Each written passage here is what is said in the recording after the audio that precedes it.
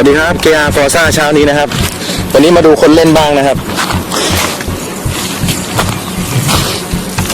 วันนี้ไม่ต้องดูวันนี้ทริปนี้ดูคนเล่นไม่ต้องดูนิ้วนะฮะ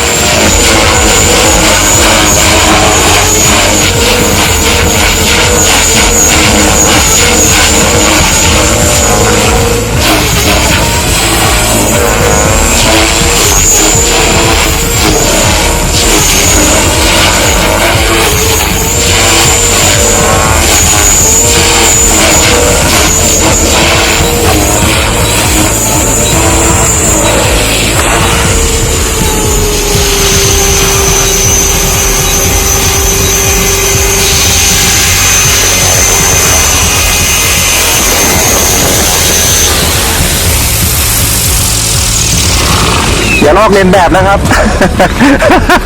อย่าลอกเลียนแบบ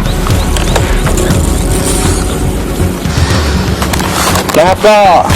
สวัสดีนะครับเจอกันใหม่คลิปหน้านะครับฝากกดติดตามให้ด้วยนะครับอย่าลืมนะครับฝากกดติดตามให้ด้วยนะครับสวัสดีครับ